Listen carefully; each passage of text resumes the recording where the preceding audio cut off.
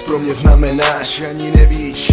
Cítím se jak mecenáš, který sponzoruje tvoji mysl. Bez tebe už nemá smysl žít, nejde pochopit, že nemůžu tebe mít. Je to sen, který budu nadále snít. Já a ty, naše řádky, život je tak strašně krátký, čas už nejde vrátit zpátky. Na ty dny, na ty časy, denně vedle z tvojí krásy jsem. A každým dnem píšu SMS jen, toužím mít tě k mému srdci blíž. Sama víš, snad to brzo pochopíš, dřív než bude pozdě, dřív než mě někdo strestá. Miluju tě, ty jsi ta jediná cesta, láska strašně bolí, to už jsem dávno poznal. A to když jsem se mému citu tobě doznal. Ten cit je v mém srdci, ten cit patří tobě.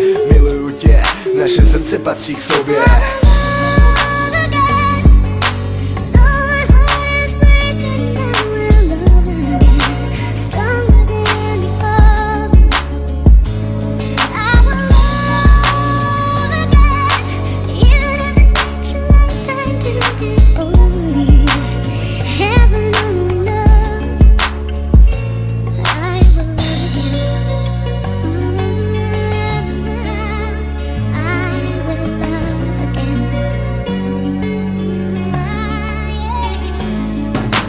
Srdce patří k sobě, to si moje srdce přeje. Láska k tvojí osobě, ta mě denodenně hřeje. Proto píšu eseje, jen ty dokážeš mě rozesmát. Jako nikdy nikdo jiný, za tebou já budu stát. Než stále psát, neskutečně milovat, prokazovat, dokazovat lásku svou. Tyto slova k tobě jdou, láska prochází mnou, prochází i tebou, nevím, netuším, nedozvídám se.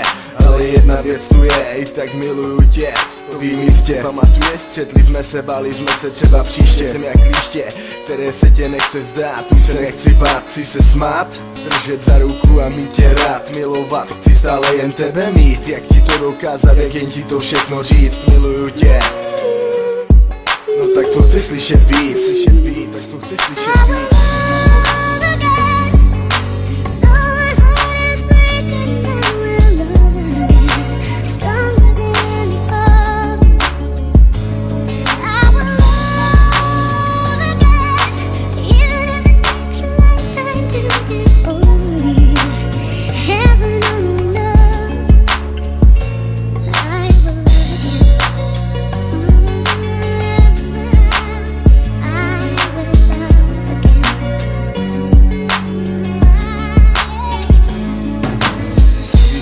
Pár slov nevyjádří city, tak jediná, pro koho žiju, si vlastně ty.